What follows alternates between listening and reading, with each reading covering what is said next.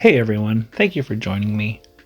As a big Nintendo 64 aficionado, and I mean big, I've been playing this thing since I was 12. I was super curious when I saw this new mod kit released for the original Nintendo 64 controller available on Amazon. Kind of rivals 8-Bit Do's offering.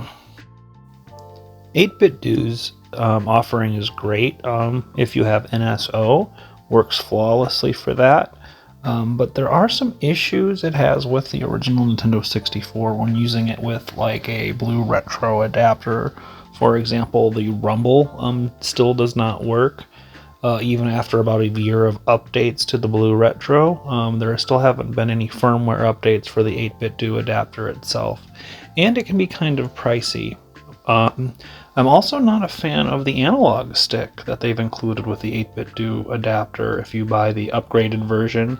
The GameCube style stick isn't quite sensitive enough and doesn't have the right range that most Nintendo 64 games need. So when I saw that this new kit had the original style Nintendo 64 stick with it that was a Hall effect sensor, I got immediately curious. Now, the same web store does appear to have the same analog stick available separately that comes with this Intec kit, available on Amazon in its own separate listing, which got me extra curious about the kit in question as to how viable this analog stick might actually turn out to be. More to that to come. Now, if you look at the listing on Amazon, it does say that it supports the original, or just says Nintendo 64 controller provides the same vibration level as usual. So assuming they're referring to the Rumble Pack, right? Designed to be an easy as possible to install with only one screwdriver, but without soldering. All right, cool.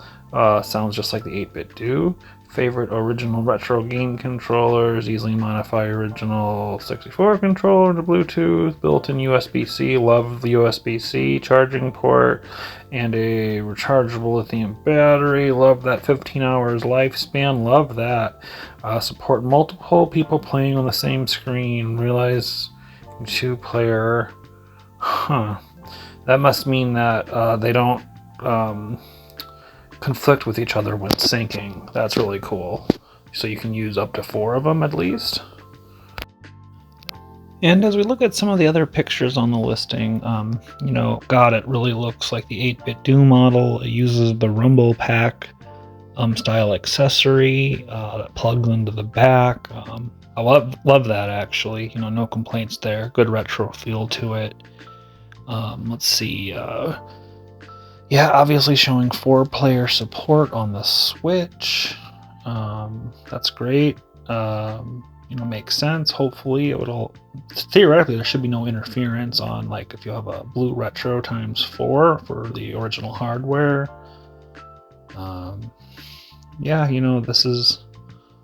They really do a good job advertising it. I'm not sure how the big N feels about having their products used directly in the promotional, but it is what it is. Multiplayer support, they're really pushing that, obviously. Easy to install, again, showing everything in the kit. Looks like we got a screwdriver, USB cable, analog stick, the Rumble Pack thing, the circuit board, some rubber pads, a little plastic cap. As of making this video, there was only one review on Amazon, 3-star kind of mid-review. The dude was having problems, but the company was really cool about it and seemed to have fixed it. Some installation steps if you're having problems on Switch, which I did, and we'll come back to that. Let's see, I love this, some like quick little advertisement videos kind of showing it off. You can watch those on your own time. Here's one of the reviews here. Feel free to pause the video and read it. Go to the Amazon listing yourself. Anyway, let's get right down to it. So for this project, I have an old Japanese black and gray traditional Nintendo 64 controllers that you can see here. The analog stick is absolutely trashed. Classic Mario Party syndrome, as you can clearly tell. It wobbles around without even having to touch it. You literally wouldn't be able to do anything with this controller other than maybe play like, you know, Tetris or WWF No Mercy, where you use the D-pad. So in order to get this thing going, go ahead and take all of the screws out of the back. There are 7 on the bottom and 2 up top inside there next to the cartridge port. Alright, and then for the sake of the video, I've just gone ahead and already taken the screws out.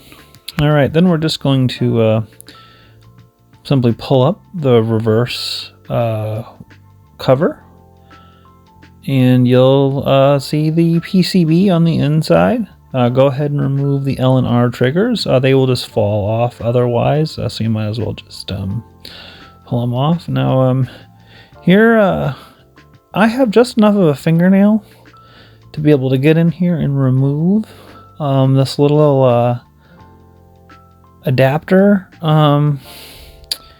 And it can be kind of tricky. Just be gentle with it and make sure you're removing the correct parts. Just kind of gently pry it up, left side to the right side, and eventually it'll start to slide out of there. And do this first while everything is still screwed in. Prevents everything else from moving around and makes it a lot easier to get out of there. Go ahead and pull off the sensor pad for the Z trigger. And then go ahead and pull off the pads for the L and R triggers on your old board there. Now, at that point, you're pretty much good to go. Everything is exposed and bare, so you can go ahead and just pull the parts controller board out and go ahead and wrap that up and set it aside. You will not be needing it moving forward. This is a reversible mod though, so hold on to it if you do want to reverse it at some point if it's not broken. So at this point then you'll have to remove the 3 screws that are holding the old joystick into place, and then you'll be able to pull the old joystick out, take out the final screw there.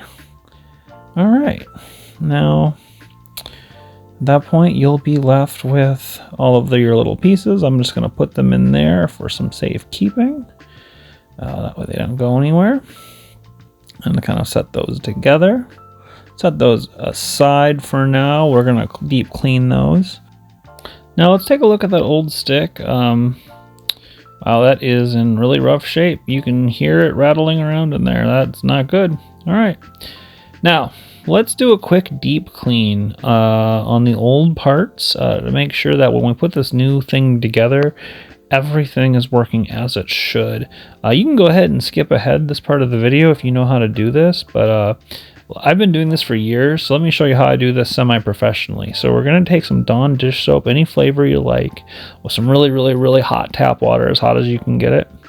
And then go ahead and dunk all of your plastic pieces and rubber membranes into that really hot soapy water. Pull everything out individually. And depending on how dirty they are, you'll want to let them soak for, a good 10-15 minutes at the very least in the really hot water until that water starts to become, like lukewarm. Give it a good mix around. Feel free to use like a little squeegee or a little pad or a little brush or something, a paper towel to clean them off if you need to. Don't forget to get that Z trigger out of there. Kind of got to pry it up, pull it up, kind of watch where it comes out there. I'm just using my fingers. These are actually pretty clean, so I'm just giving them a gentle clean.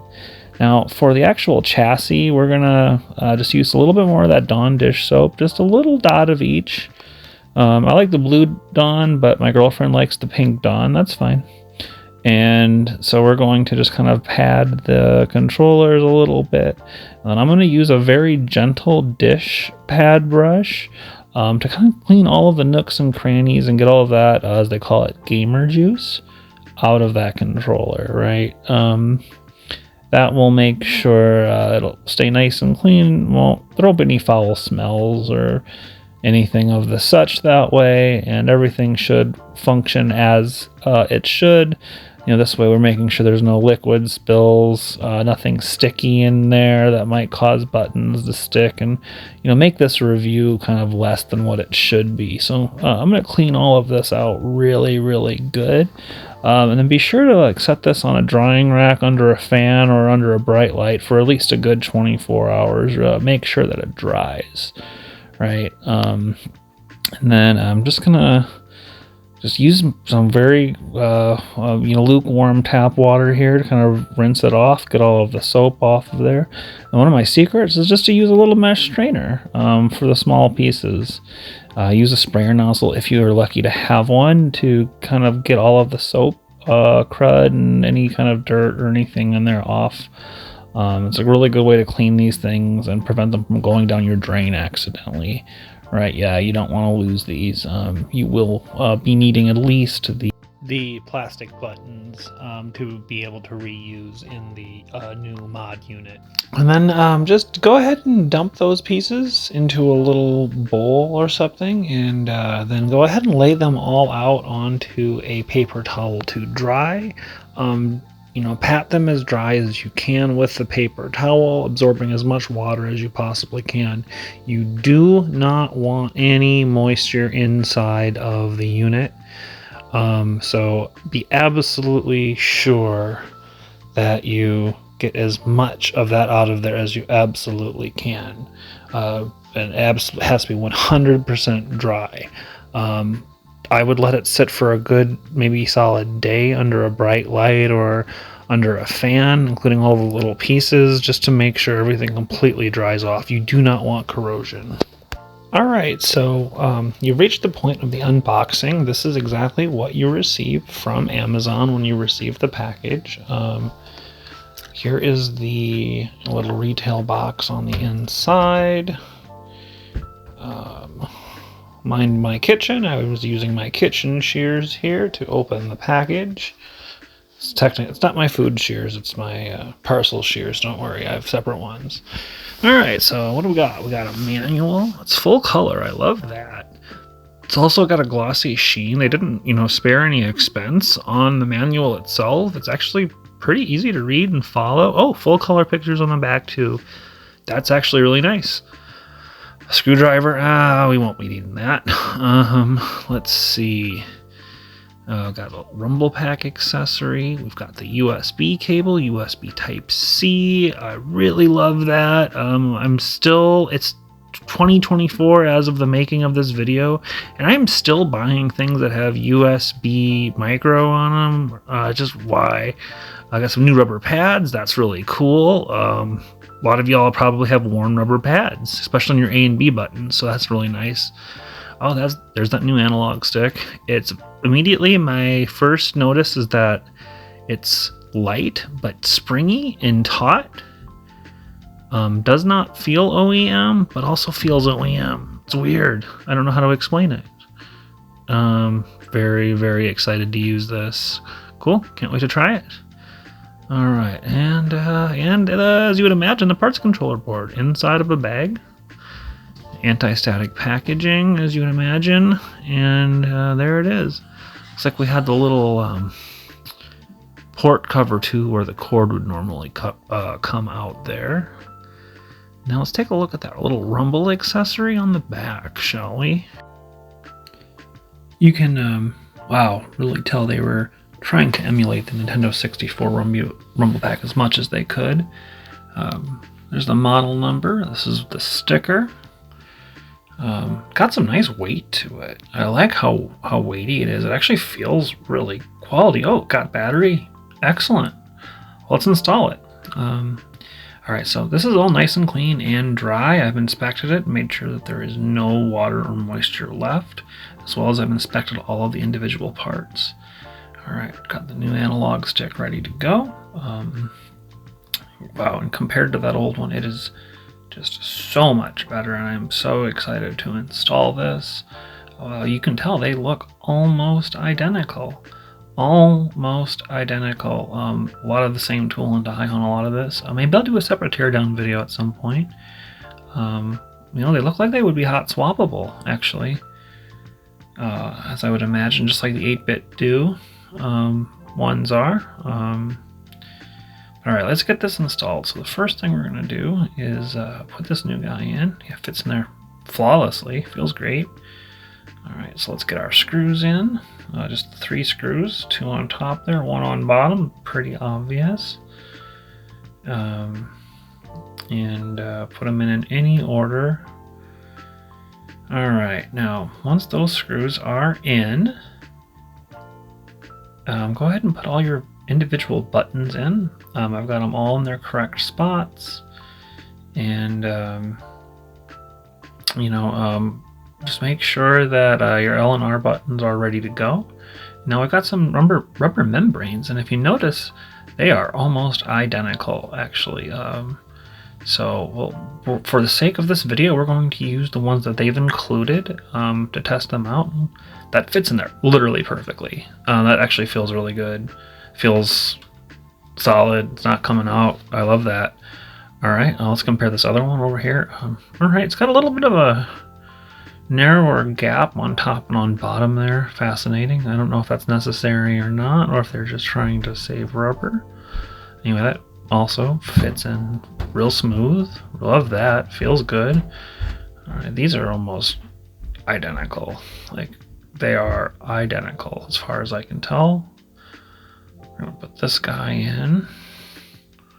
Again, it goes right in. No questions, no problems, no issues. Great. Alright, now let's, before we can do the L and R, we gotta slide this guy in, or even the Z for that matter. So, wow, this really reminds me of the 8-bit do version, doesn't it? Yeah. Alright, goes right in. Real easy. No problems. Alright, so looks like we're gonna have to put the touchpad side up, the side with a little silver pad on it there, a little gold pad, whatever color it, brass or whatever that is, copper, I don't know. And then we're gonna have to put the rubber membrane on top of it to make sure that it stays stuck on there. I made the mistake first of trying to keep it in place without, and it just won't stay. So just put the rubber on there first, and then it'll just stay in there just fine.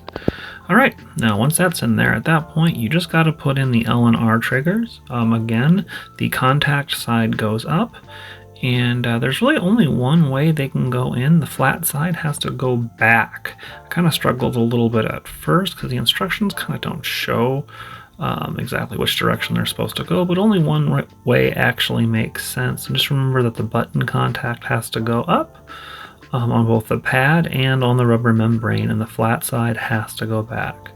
You can see me kind of struggling here to figure out the best way to get the cord to wrap around, and you know, it took me a little bit of a trial and error, but just kind of watch as I move it around there. It'll make sense. But again, the flat part has to go back. So once they're both in there, it should look like that. Don't overthink it like I did. Then the last thing you want to do is get your triggers into place. I just gave them a little bit of a click, and they actually already feel great. They feel really responsive, a good mechanical click. Now I'm going to put my back cover onto the controller, and we're just going to click it into place. It just, wow, it actually feels great. Feels literally perfect.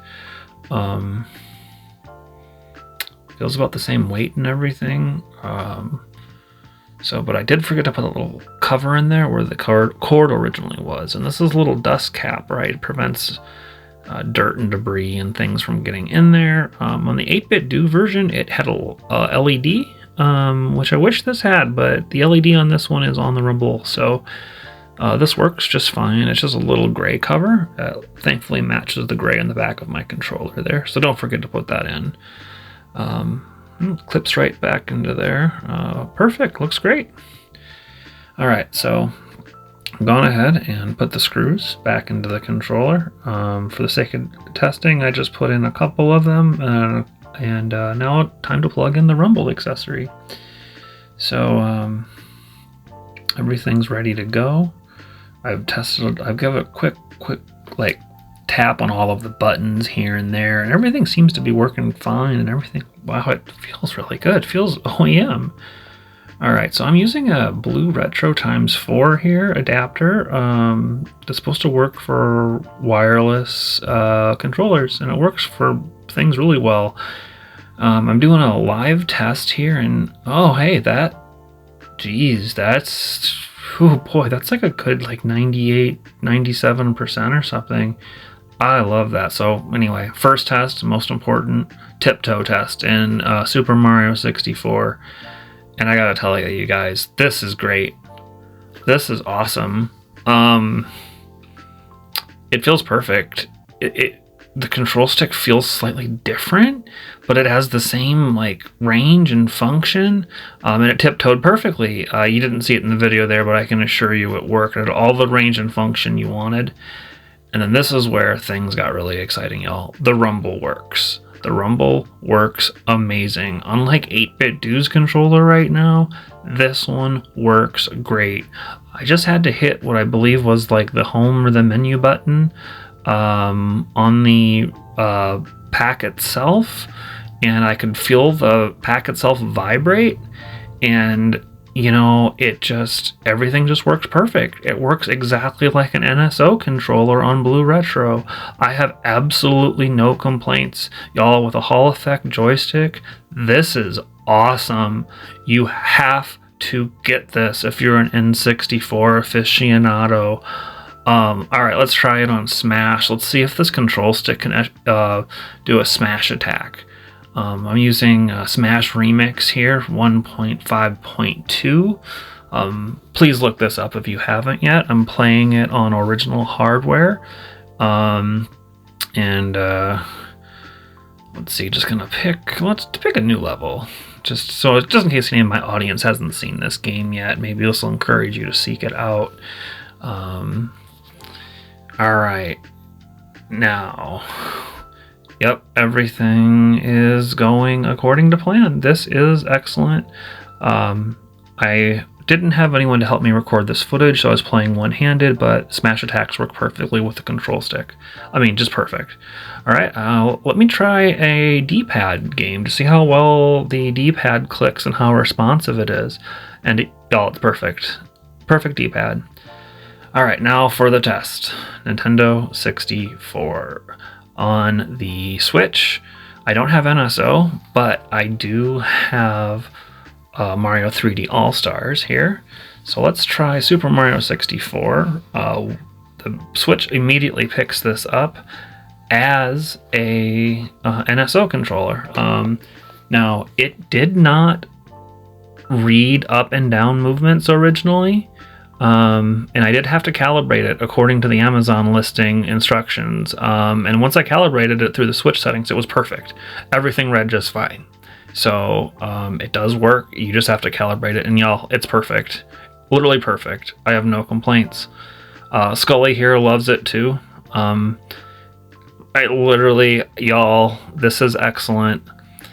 Please pick one of these up. If you need a good NSO controller or a good wireless controller for your Blue Retro, I can't say enough good things about it.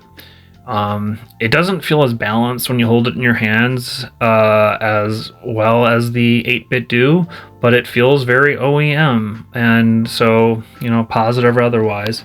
One of my big complaints I noticed when putting this together was that this actually utilizes a 4-wire plug for the joystick itself. So you can't actually use an OEM joystick on this, and you can't use this joystick on an OEM board, which is really confusing and unfortunate. 8-Bit Do made theirs so you could still use an OEM stick if you had one in good working condition, which is optimal.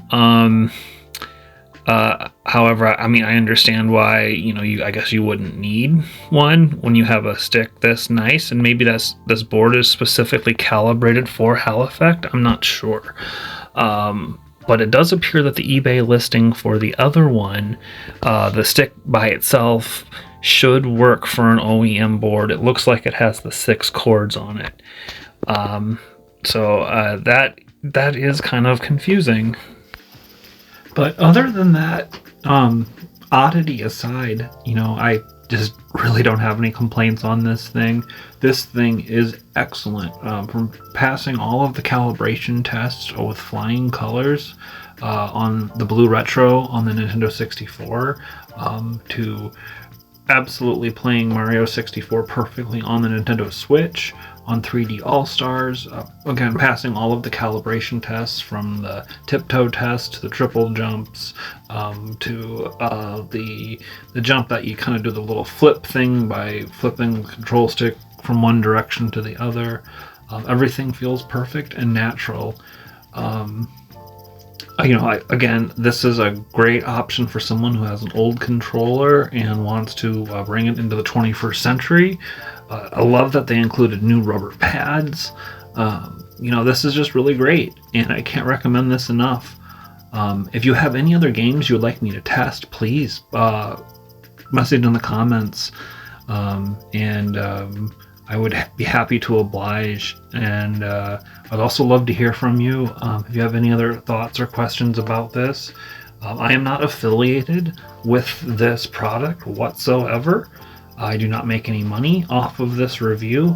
I am just a huge fan of the Nintendo 64 and the Nintendo 64 controller and the modern quality of life improvement upgrades different companies have been making. So thank you so much for sticking through to the end here. Like, subscribe, that whole thing. And I would love to hear from you in the comments. With that, have a fantastic week.